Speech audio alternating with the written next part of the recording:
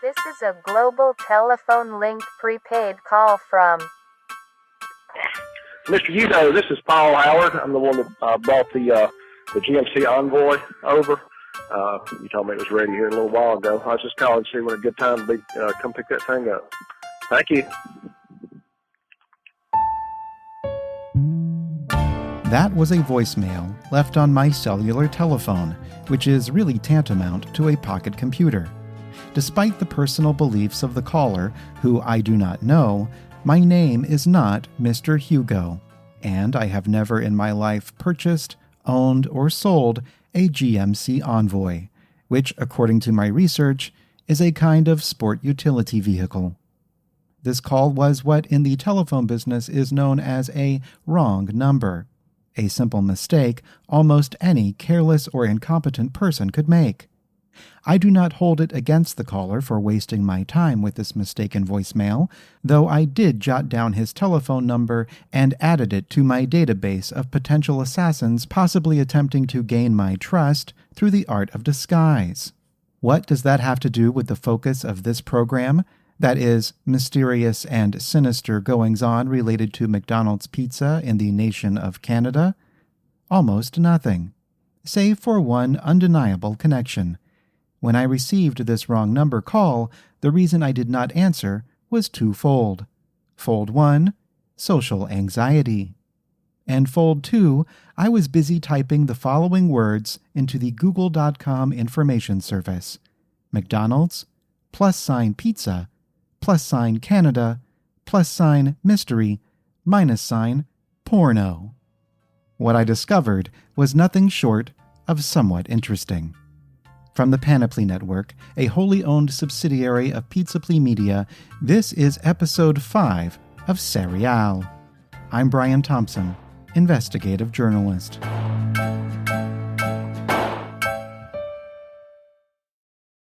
Sériàlle is brought to you by MailChimp. Many have wondered why MailChimp, an email marketing service, is owned by the company Intuit, which is a financial services startup perhaps best known for operating TurboTax, a service which was found to have defrauded its customers by falsely claiming to offer free tax filing and which has spent millions of dollars lobbying United States politicians to prevent the Internal Revenue Service from providing taxpayers with pre-filled forms, a practice that, like universal health care, is standard in most developed nations. The answer is quite simple. However, it is also very extensive and would take up quite a bit of your valuable emailing time. Not to mention, Intuit's spokespeople have more pressing business considering the company is currently under investigation by the Federal Trade Commission. MailChimp. Please use it, as Intuit needs to recoup its settlement money.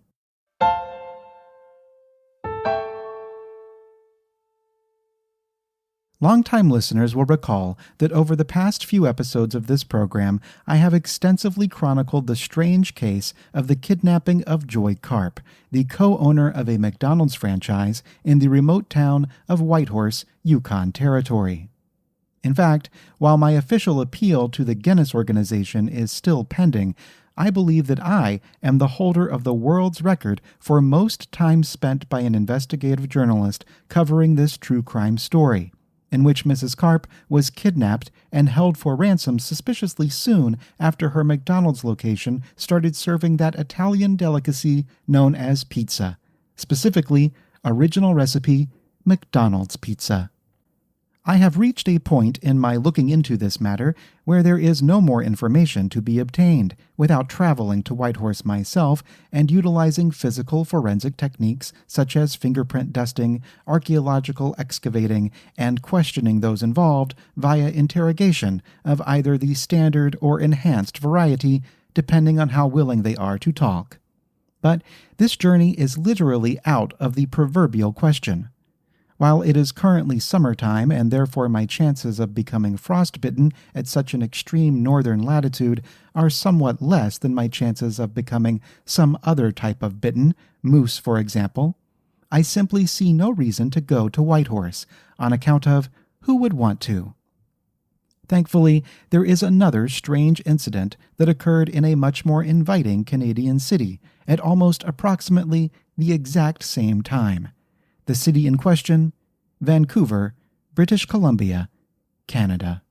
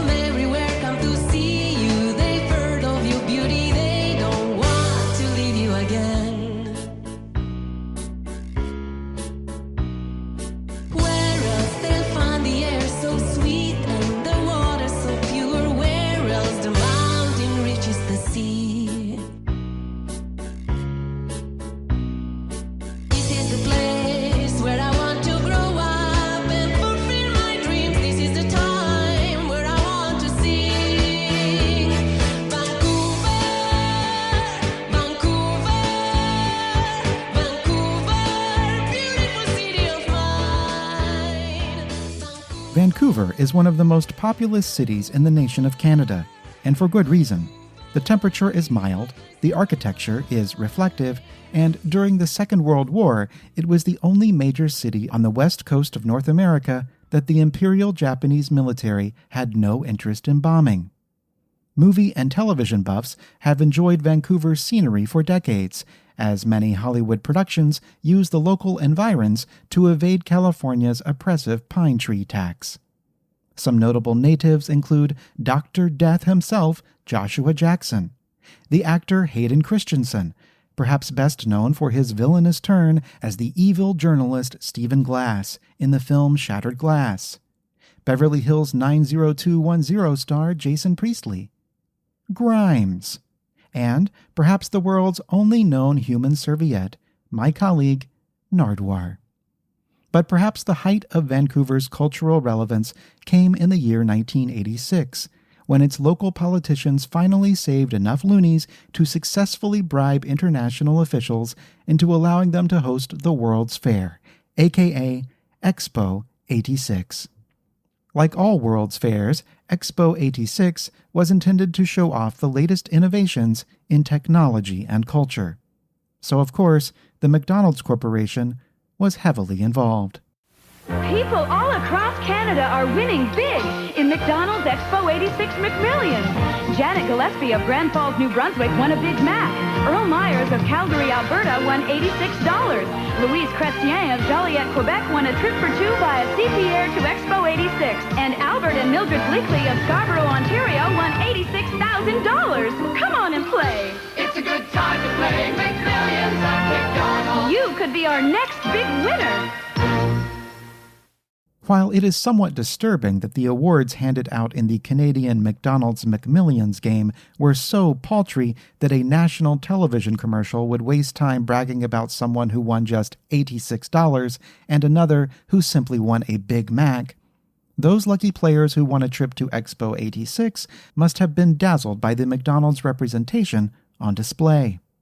Not only were there several McDonald's locations at the fair featuring the latest in fast food technology, there was also a new experimental McDonald's of the future, a floating McDonald's, built upon a barge that was officially christened the Friendship 500, but which was then and forever more commonly known as the McBarge. At the time, it was only the second floating McDonald's in existence, after the McDonald's paddle boat in that city of the future, St. Louis, Missouri. In 1986, there were many reasons to think all McDonald's restaurants of the future would at least have the capability to float. It is a mathematical certainty that one day a massive meteor will impact the Earth, sliding the ice caps of the planet's poles and causing a global tidal wave that will result in worldwide flooding unseen since the time of Noah, roughly 5,000 years ago. In such a scenario, a floating McDonald's would thrive, providing much-needed nutrition to whichever sinless family and their zoo animals happen to be spared by our wrathful God.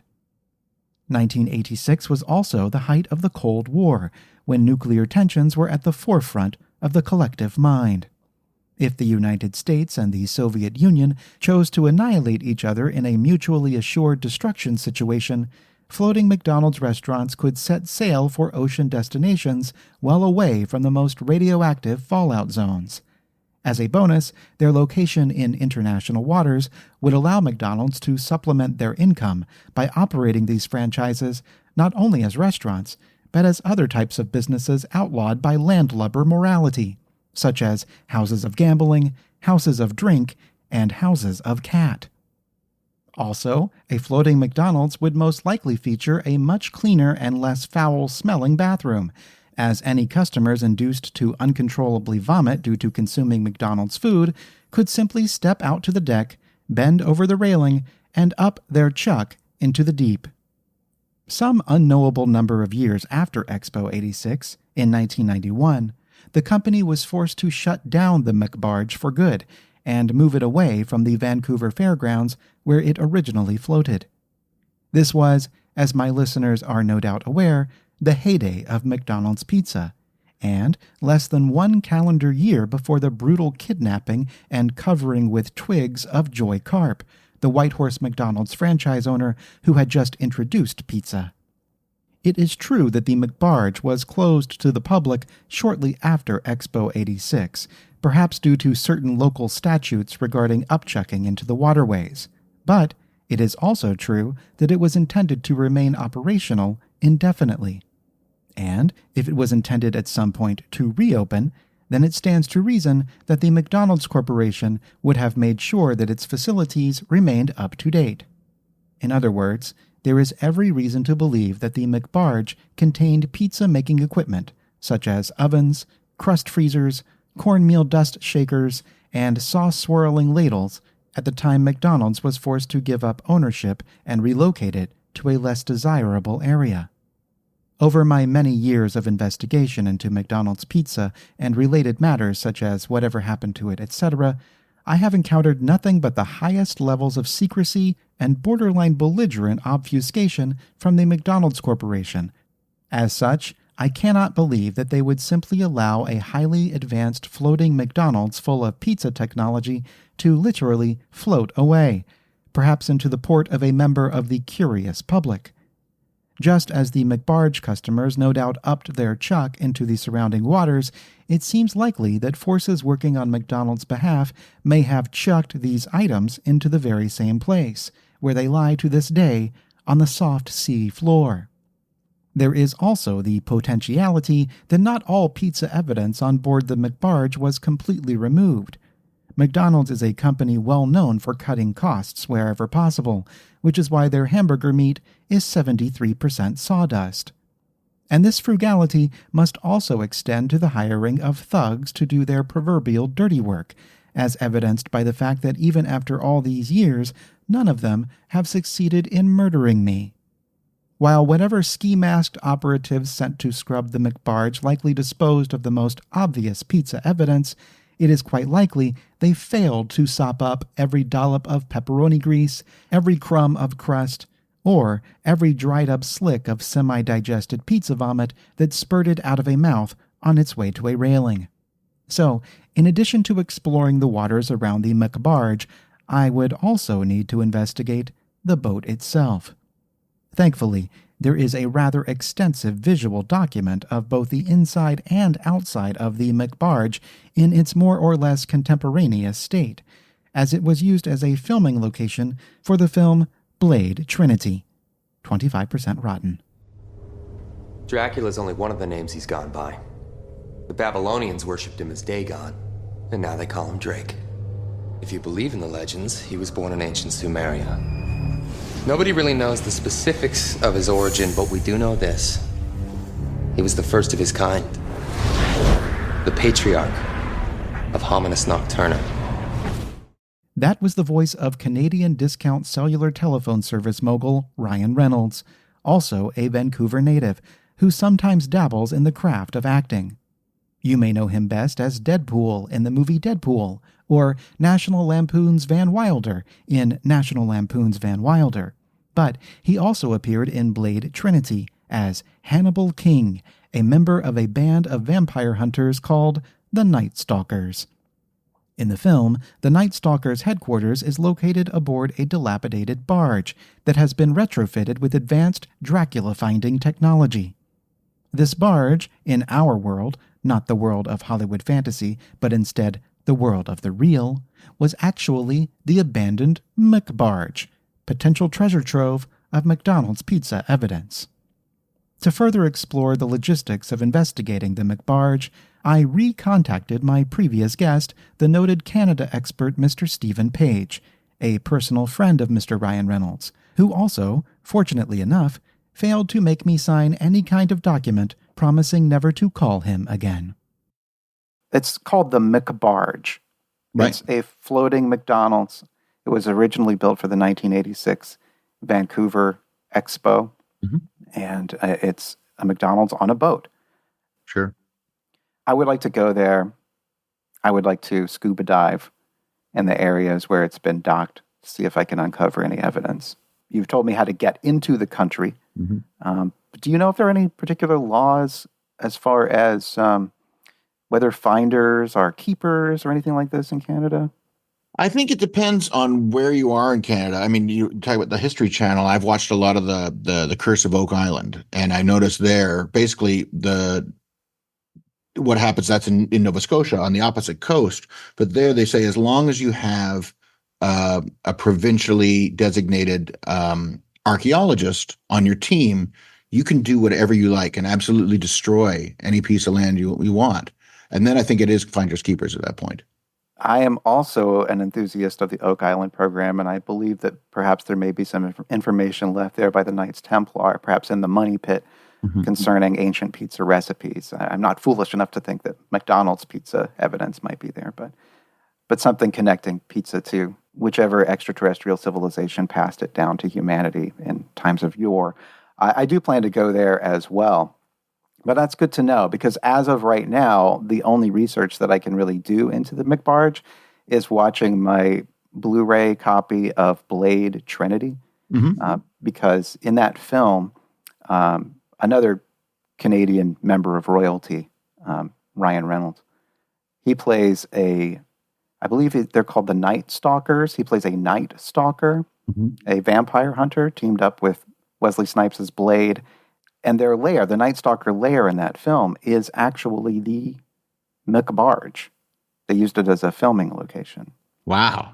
Blade Trinity. And so I've definitely scoured this movie, every frame, going frame by frame. I even bought the Laserdisc so that I could see the frames in all their pristine glory.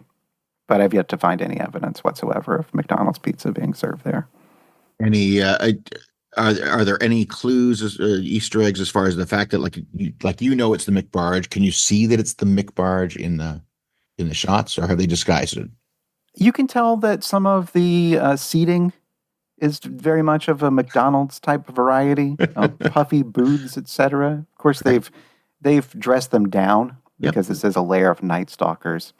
They would not stand for the sort of pastel coloring that one would expect from a late 1980s, early 1990s McDonald's. But I hope one day to see it myself. I believe that it exists, maybe not in the original location, but the actual barge still exists somewhere. But now that I know that if I just have a provincially approved archaeologist on my diving team or on my recovery team, then everything should be on the up and up, and I can leave with whatever I want and destroy whatever I want in the process. That's my impression, for sure. Okay. Because I do think that I'm going to have to physically destroy much of the barge to do the carbon dating that I intend to do. I think obviously it's not on public display right now, so I can't imagine that anybody in Canada cares until you can bring forth some evidence. Well, I'll look into putting the team together. Just shot in the dark here, so to speak, metaphorically speaking. Do you happen to have Ryan Reynolds' phone number? No. Well, I guess I do, but I'm not at liberty to share. I had to sign an NDA when I got it. Oh, I understand. Did you get anything in return? Say some gin or anything like that? No, I got one of those. It said thanks, and it was sent with lasers on my iPhone. Oh, that's so delightful. It's fun. It was really fun. It's so delightful when you type congratulations or something and suddenly your screen is filled with confetti. Or happy birthday, but only sometimes. And I don't know if it's the exclamation point that makes it go or the lack thereof. I can't remember. And then I send happy birthday to somebody and then the confetti doesn't happen. Well, if I ever figure out what happened to McDonald's pizza, I'll look into this as well. That'd be great. Next time on Sériàlle, I make plans to die for treasure. Good afternoon, Double Bikes. Hello, my name is Brian Thompson. I was interested in renting a wetsuit. Do you rent wetsuits? Yes, we do. Okay, perfect. Well, I have a little bit of a sensitive question. It would be my first time renting a wetsuit, and I was wondering what is the etiquette regarding urinating inside the wetsuit?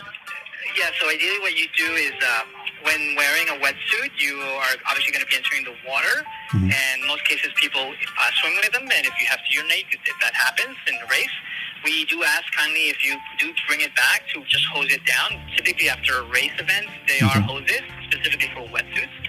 So yeah, we would ask you if you can just hose it down before returning it. Okay, so I would hose it down where I'd urinate in it, and if I rented one that had been urinated in, there's a guarantee that it has been hosed down? Exactly, correct. Okay. So typically, it's not the most common thing. People don't urinate on wetsuits, but yeah, it can happen, so yes. Well, I have heard about it quite a few times. Okay, well, thank you very much. Thank you, bye-bye. Goodbye.